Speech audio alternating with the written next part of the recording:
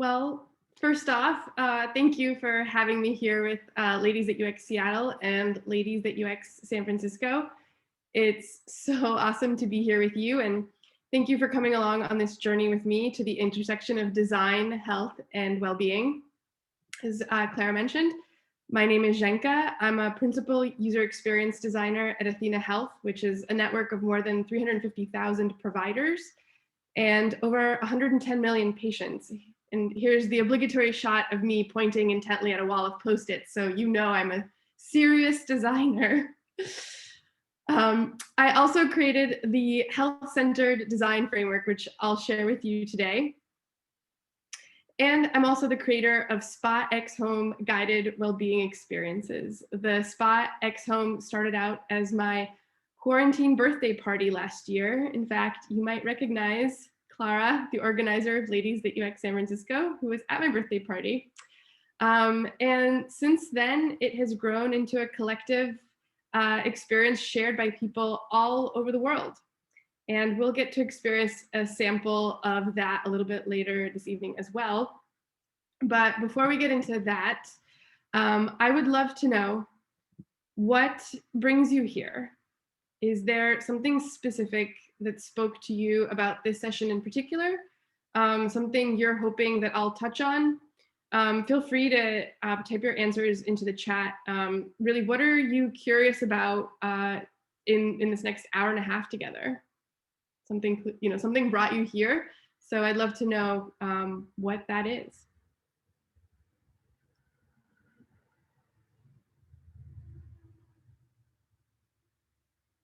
Maybe you're just hoping to see what emerges. Relaxation, yes.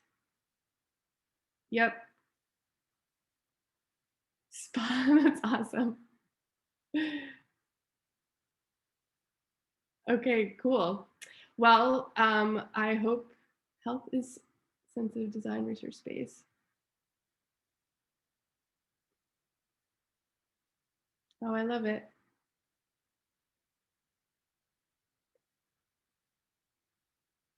Awesome. Well, thank you for sharing that. I hope to touch on a little bit about all of these things. So for our agenda today, it sounds very formal, but basically what we'll do, first I'll walk you through the health-centered design framework.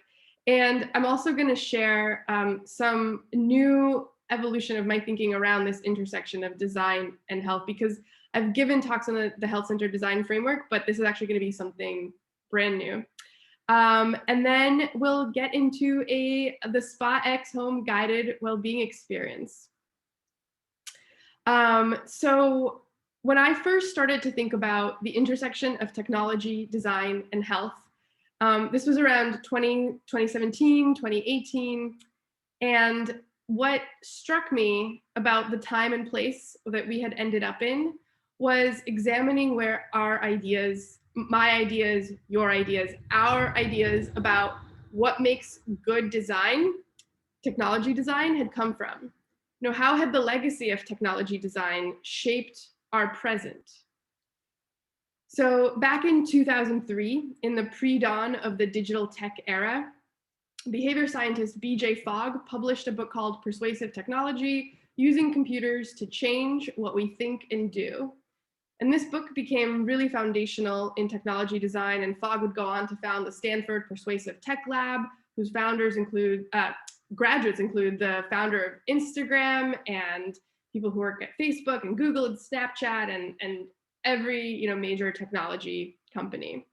And looking at some of the other product design books that had ended up on my own bookshelf over the years, and maybe yours as well, there was, of course, Don't Make Me Think, Gamification by Design, How to Get People to Do Stuff, which has the universal symbol for hypnotism on the cover, and of course the bestseller Hooked, How to Build Habit-Forming Products, written by Nir Eyal, another alum of the Stanford Persuasive Tech Lab. So the canon of persuasive design had provided the educational foundation for a generation of technology designers and creators. And then this design philosophy, which teaches us to exploit humans' cognitive and psychological vulnerabilities to influence our behavior and get us to engage more and buy more and spend more time on clicking and scrolling and refreshing, wound up directly embedded into the apps that affect how billions of people now experience their lives. And a decade after the release of the first iPhone, after that had ushered in the era of the pervasive internet, where you no longer went online, but you were just simply you were online. All around us, we could see where this civilization level behavior experiment had led us. So in 2017, psychologist and author Jean Twenge looked at 4 decades of data on American high schoolers and found some interesting trends that appeared after the release of the iPhone 10 years prior. Rates of teen loneliness and sleep deprivation had begun to skyrocket, as well as their rates of depression and suicide. And by the American College Health Association's 2018 survey, more than 60% of college students responded they had experienced overwhelming anxiety in the past year. And over 40% were saying they had felt so depressed that they had difficulty functioning. And 2018 was also the year of the first experimental controlled study at the University of Pennsylvania on the connection between social media use and mental health impact. And the study, published in the Journal of Social and Clinical Psychology, found that participants who limited their use of the social media platforms to 30 minutes per day, I don't know how they did that. I totally do not know how they got them to do that, but basically brute force negating the work that hundreds of thousands of designers and product managers and technology creators do every day to achieve the exact opposite result. Those people experienced statistically significant decreases in depression and loneliness compared to a group the control group who continued using the apps as they normally would. And so in healthcare, we talk about the social determinants of health. The CDC defines these as the conditions in the places where people live, learn, work, and play that affect a wide range of health and quality of life risks and outcomes. In other words, the environments in which we spend our days affect our health. And that makes sense, right? I mean, we know that, the design of cities affects our health. For example, food deserts and food swamps where access to fresh and unprocessed food is unavailable or prohibitively expensive. These aren't like naturally occurring phenomena. They're the result of urban design. The design of streets affects our health. Whether your city has streets that have protected or unprotected bike lanes, that dramatically impacts your chances of getting hit by a car. And someone chooses this design. The design of our offices affects our health in more ways than we may have even thought before. Even the design of hospitals, beyond any kind of biomedical intervention that is performed within them, the design can affect health outcomes. Hospital rooms with windows speed post-surgery recovery. So sunlight is good for you. And actual research had to be done to uncover what your great-grandma already knew. Designers, the people making decisions about the environments that we spend our days in, they're making decisions that affect our health in profound ways. And just as our physical environment shapes our health and well-being, so does our digital environment. This was an image I used when I would give this talk before the pandemic. I don't know what's more appropriate now. Maybe this, this space in which we spend so much of our days. Today, in the 21st century, digital technology is a determinant of health. As humans in the digital era, our health experience is tied to our user experience. And as designers, whether we work on consumer apps or enterprise software, the design choices we make directly affect the physical, mental, social, and professional health of our users. Designers are essentially agents of public health. So what do we do with that? How do we act as agents of public health? Or put another way, How do we move from a philosophy of don't make me think to a philosophy of don't make me sick? So in exploring the answers to these questions, I went back to the basics. Here's the trusty old user experience maturity pyramid that you've likely seen around, the sort of Maslow's hierarchy of UX values: usable, useful, desirable, delightful. And these are the words we all use and hear all the time to describe good design, right? We create delightful user experiences. We want to delight our users. But these are values we've inherited from the persuasive design era. And what I realized is that not only is it completely easy to design products and experiences that align with these values and yet lead us to less than amazing public health outcomes, but furthermore, these values aren't actually helping me to create better products for my users and maybe yours as well. What I realized I wanted was a new set of design values to go beyond just design thinking and incorporate health thinking into experience design. So, as a designer in healthcare and with a passion for well-being, I decided to look to the disciplines of health, medicine, and the healing arts as a source of inspiration for that new set of design values. And the result of that exploration is a framework I developed for what I call health-centered design. As Sandra Galea, the dean of the Boston University School of Public Health, says, let us think about the forces that generate health so that we can create a world that encourages those forces. So let us think about the forces that generate health so that we can create technology that encourages those forces and reclaim experience design for a culture of health. So here's how we'll do that. 1, from usable to responsible. What does it mean to design responsibly? So responsibility is about acknowledging and integrating as part of design work the need to look beyond just the usability of a product and examine the second order effects of its use, which can manifest in a variety of different ways. This is an example I'm going to tell you from one of the first projects I ever worked on in health tech. And this is actually before I started at Athena. This was for a client that made EHR software for physical therapy practices. And I was working on creating some assessment tools for them, and they needed measurements for height, weight, hip to waist ratio, and blood pressure. And so I'm thinking, okay, well, so first the patient walks in and they're standing. So let's get all of the standing measures out of the way first, and then they can sit down, and then the clinician can take their blood pressure.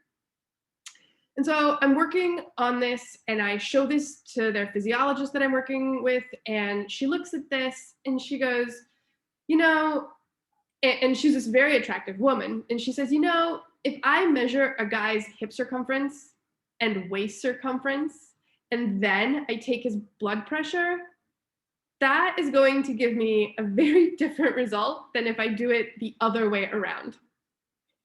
And this blew my mind because this was suddenly this dimension of design that I had never even really considered before. You know, here I am, I'm thinking like, how do I make it the most intuitive and streamlined and usable? And it never even crossed my mind until that moment that the difference between this and this had the potential to create a whole cascade of consequences and implications for a patient down the line. Is it usable? It's just fields on a screen either way. But their sequence would affect the way that the medical system and the people who use it will understand this human and many others. Evaluating this based on, usability was almost irrelevant. And that's all before we even get into the potential for a product to be misused for intentional abuse. As Ashkan Soltani, the former chief technologist for the Federal Trade Commission, says, there are hundreds of examples of people finding ways to use technology to harm themselves or other people. And the response from so many tech CEOs has been, we didn't expect our technology to be used this way. So we need to try to think about the ways that things can go wrong. Perhaps the most enduring piece of medical technology is the Hippocratic Oath. And this is the pledge that health practitioners since the time of the ancient Greeks have undertaken to uphold certain responsibilities, more commonly known as the shorthand, first, do no harm.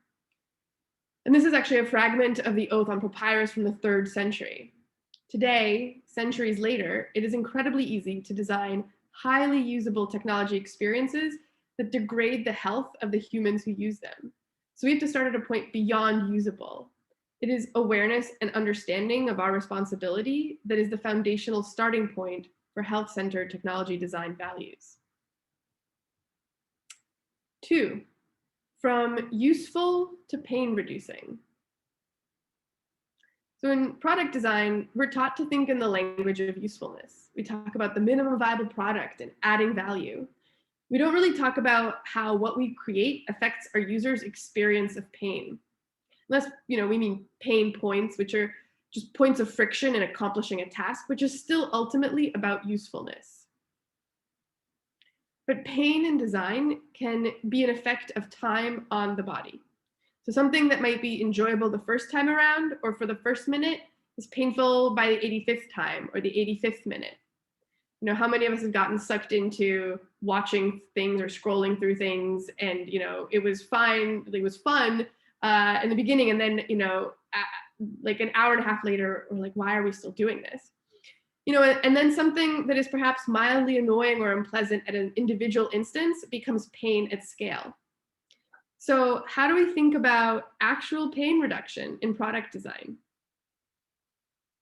So these are examples of a table convention that we use as part of our Forge design system in Athena.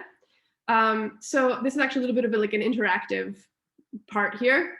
Don't think too much about the content here. This is all just dummy content here, but looking at this from a wireframe point of view, in the chat, can you type whether you like A, the roomier version on the left, or B, the more condensed option on the right?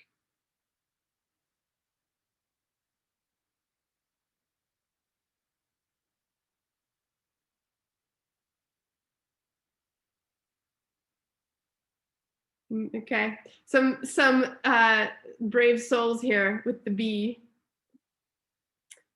A lot of people saying A. So now imagine that your job requires you to manage lists of potentially hundreds of these entries.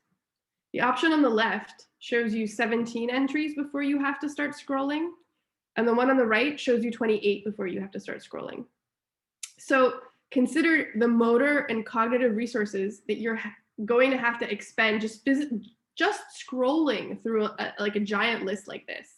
And our clients, they complain about this. They're like, there's too much scrolling on this screen. This is such a, if they're spending hours managing this, this becomes such a tax for them.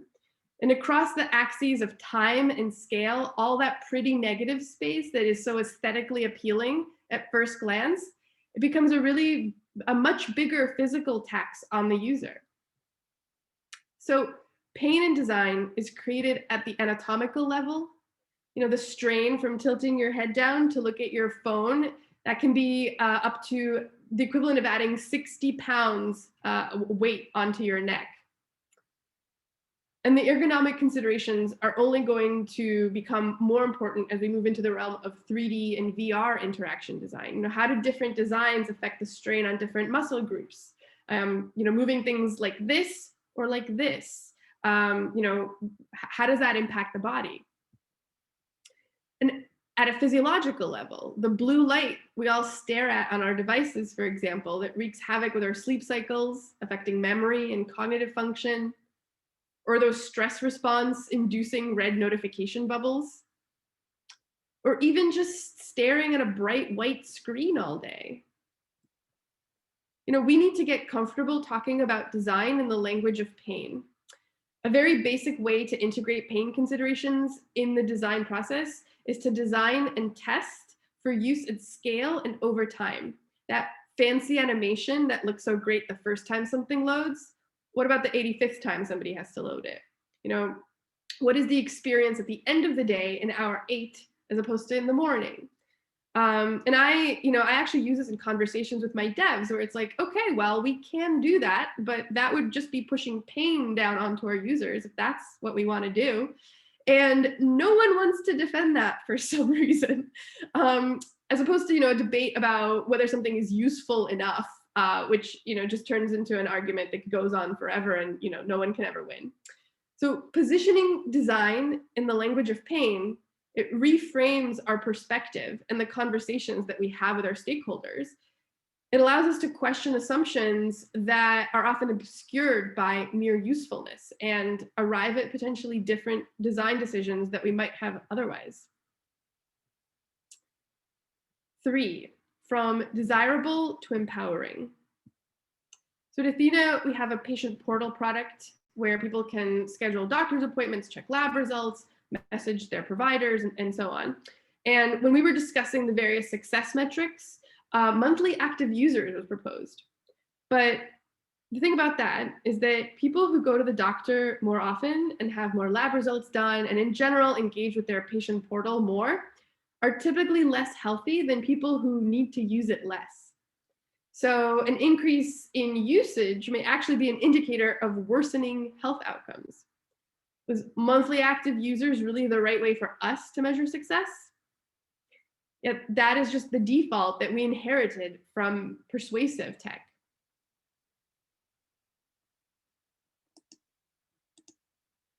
As Kim Goodwin says, until we measure what we value, we will overvalue what we measure.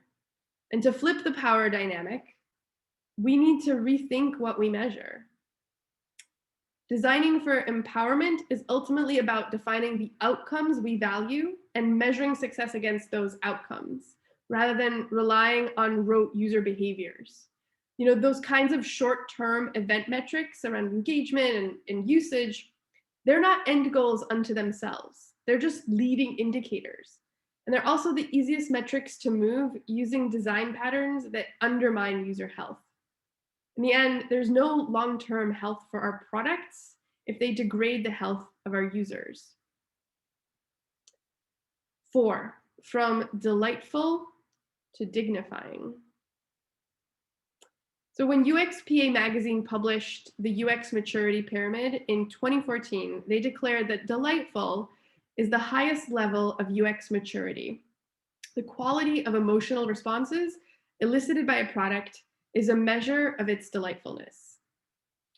And on Christmas Eve of that same year, Eric Meyer wrote a post about Facebook's Year in Review app. This is a screen cap of what showed up in Eric's feed that day. Facebook had automatically picked a photo that he had posted from the past year and then auto-inserted it into this delightful wrapper with these little dancing characters and confetti and balloons. Eric, here's what your year looked like, it read. A picture of my daughter, Eric wrote, who is dead, who died this year. Yes, my year looked like that, true enough. My year looked like the now absent face of my little girl. The design of the Year in Review app, Meyer wrote, is for the ideal user, the happy, upbeat, good life user. There wasn't enough thought given to cases like mine or anyone else who'd had a bad year. Dignity is about being treated like we matter, like our lived realities are valid and have value and worth. We all want to be treated this way. Designing for delight can often end up creating cruel, one-size-doesn't-fit-all experiences that convey the exact opposite message. In the end, the highest level of what we want from our designed experiences isn't delight, it's dignity. Because dignity is at the core of what it means to be human. So if you take one thing away from this first part of the presentation, I hope it is a new vocabulary to empower you to inject new values into the conversations you have about design, to reframe the conversation and align the things we put out into the world with values that promote a culture of health. And what I've shared tonight is a condensed version of a talk that I've given a number of times before over the past few years. In 2019, I was traveling and speaking about it at conferences all over, and You can find the extended versions of this talk online in various places. But tonight, what I'd love to do is also share with you some of how my thinking on this has evolved since 2020 that I haven't presented anywhere before. So you'll actually be hearing it for the first time. So if you remember back to April of 2020, you may recall the experience of everything on your calendar simply vanishing, just an endless stretch of nothing as far as the eye could see. And my birthday is in June, by which point I, like many others, had already had some of the hardest few months of my life last year. And all I wanted for my birthday was to have something, anything on the calendar to be able to just have the feeling of being able to look forward to something. And I'd been on a Zoom birthday, basically pandemic weekend one. It was actually so early in the pandemic that our Brady Bunch lineup made the front page of the San Francisco Chronicle. Like, look at like how, this wacky new way people are like being social in the pandemic. Like, that's me. So I knew very early that Zoom birthdays were not great. They're super psychologically draining. And then the worst part I felt was that at the end, when even though you think you've been doing something with other people, when you close the Zoom and you kind of look beyond the computer screen, what you realize is that actually you were like by yourself the whole time. So I knew for my birthday, I wanted not that. And as I was thinking about what I wanted to do, I thought about how I could put my UX skills and my health center design ideas to use in creating something that I'd actually want to do that would feel good. And so I had this idea of hosting a spa that my friends and family all over the world could do together from home. And that actually seemed to me like something I could put on the calendar and actually be able to look forward to. And this is like the invite for the original birthday party that was just over a year ago, last June. And the instructions said to gather a few basic household essentials. I wasn't about to like send anyone out to the store for an unnecessary trip in the middle of a pandemic. And so, you know, with these basic things people are bound to have at home, as well as techniques and practices for mindfulness and relaxation, we were going to create a spa together. And so that's what we did. Among other things, the itinerary included a breathing exercise, a pressure point self-massage, a hot towel treatment, a honey face mask, because people are bound to have honey, and honey is a natural humectant. It's been used for thousands of years as a skincare product. It was one of Cleopatra's favorite beauty products. And as well as a guided relaxation meditation that was part of it as well. And so after my birthday, we did this, and my friends were like, oh my God, like, when are you going to do this again? And I hadn't even thought about doing it again. It was, this is my birthday party, but multiple people were like, you really need to do this again. So I hosted more, and then people started doing it for their birthdays, actually. And then companies started bringing the spa into their organizations as team building events, including teams at Etsy and JP Morgan, Ulta Beauty.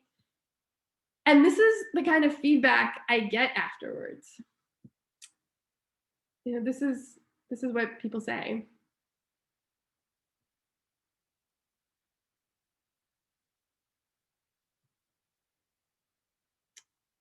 And, you know, I started thinking, like, in the wake of this, what is this? Here I am, I've been preaching this philosophy about how design affects our health, and suddenly, unexpectedly, I could see how this thing that I'd created was having a direct impact on people's felt experience of health and well-being, and the positive effect that it was having. And it got me to actually reevaluating the scope of my thinking about what it is that design can really be when it comes to health. So it's estimated that 50 to 75% of all new pharmaceuticals never actually even make it out of clinical trials because they don't beat the placebo response, which is something that I know because I'm kind of obsessed with the placebo effect. But if you think about it, what is the placebo effect? It's your mind's ability to affect your body and your lived experience. because there's no active ingredient in the treatment itself, right? But yet you get better. So it's your mind and body doing the work that an exogenous or an external chemical would otherwise be expected to do. But something has to trigger that to happen. And what is that trigger? It's a person in a costume, you know, the white robe of authority, handing you this totem, a pill, and saying, here, take this. This will make you feel better.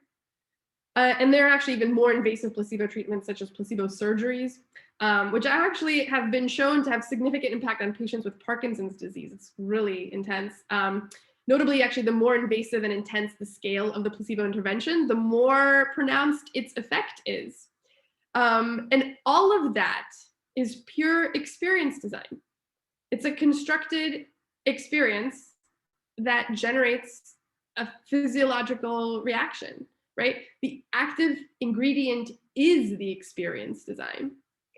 And this has gotten me wondering how much of all medicine and all healing and well-being is actually experience design. So these are questions that I'm right now in the process of exploring, and I would love to have you along for the journey with me. I'm really passionate about this because I believe that design can be much more than what we think it is. You know, we can do more than make things usable and useful and desirable and delightful. I think designers need to discover what design is actually really capable of. In the same way that design can detract from health, design itself can be a force to generate health. Design can literally be a force for healing, which is just so exciting to me. So before we pause for Q&A, and then we go into like the mini Spa X Home portion, which I'm very excited about. There are two ways that you can connect with me to keep up with what I'm creating. One, you can find me on Instagram at Spa X Home. And two, you can sign up for the email list on the spaxhome.com site. You can or you can message me and I'll add you to the list. And yeah, you are guaranteed to be feeling extremely relaxed when we're done with the mini spa that's coming up. So let's connect first. Thank you so much, Jenka. That was amazing and super interesting.